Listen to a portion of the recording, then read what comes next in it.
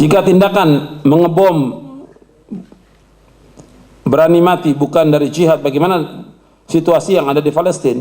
Ini pembahasan para ulama berkaitan dengan situasi yang ada di Palestina asalnya, yang kemudian baru dibahas oleh para ulama yang ada di dunia Islam.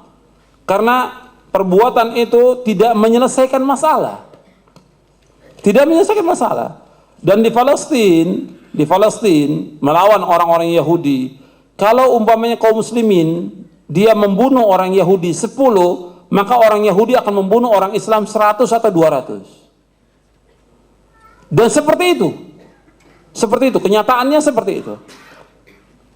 Antum tanya orang Palestina, kalau antum bunuh ini orang-orang Yahudi, bagaimana? Kata mereka akan bunuh kami 100. Jadi menunjukkan bahwa apa yang dilakukan oleh mereka tidak menghasilkan apa-apa, dan kekuatan ada pada mereka. Ini orang Islam harus melihat tentang kondisi dia kondisi kuat atau lemah. Orang-orang Palestina kondisinya bagaimana? Lemah atau kuat? Lemah. Kalau lemah bagaimana kondisi lemah? Lihat bagaimana Rasulullah waktu kondisi lemah di Mekah.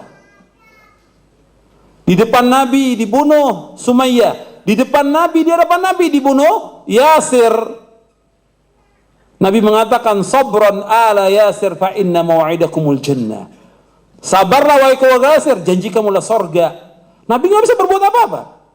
Bilal disiksa di depan Nabi nggak bisa berbuat apa-apa, sampai dimerdekakan oleh Abu Bakar As-Siddiq radhiyallahu an. Begitu juga sahabat-sahabat yang lain yang sampai dicongkel matanya. Nabi nggak bisa berbuat apa-apa. Kondisi apa? Kondisi lemah.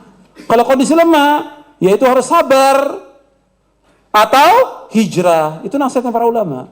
Kondisi kondisi lemah harus sabar atau hijrah. Tapi kemudian melempar dengan batu, ya nggak masuk akal. Bagaimana senjata yang lengkap dengan batu?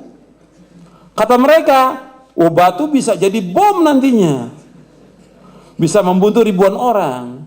Ya kita ini bukan berkhayal, kita ini agama yang wakil dengan akal yang waras. Tidak bisa masa batu jadi bom. Batu bisa membunuh ribuan orang. Jadi nasihatnya para ulama bagaimana? Ya harus bersabar dan ingat bahwa perbuatan yang ada itu merupakan takdir Allah yang pertama. Setiap apa yang terjadi di muka bumi ini, yang pertama kita harus melihat dengan dua mata. Ini perhatikan. Yang pertama dengan ainul qadar, yang kedua dengan ainul syara'. Setiap kejadian yang ada di muka bumi kita lihat yang pertama dengan ainul qadar, bahwa ini sudah ditakdirkan oleh Allah, dan apa yang Allah takdirkan itu yang terbaik buat kaum muslimin. Yang kedua dengan ainul syara', dengan syariat. Bagaimana sikap syariat terhadap kejadian ini? Bukan dengan emosi, bukan kemudian dengan caci maki atau dengan yang lainnya. Lihat bagaimana syariat menentukannya.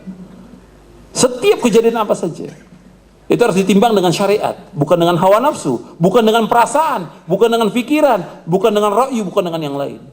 Bahkan kadang-kadang karena emosinya mengharamkan sesuatu yang dihalalkan. Ya, haram makanan ini karena Yahudi, haram ini. Akhirnya nanti semua alat ini haram, Yahudi yang bikin. Artinya mengharamkan sesuatu yang halal. Jadi harus lihat kepada syariat, benar nggak menurut syariat? Bagaimana tindakan sesuai dengan syariat? Setiap kejadian seperti itu.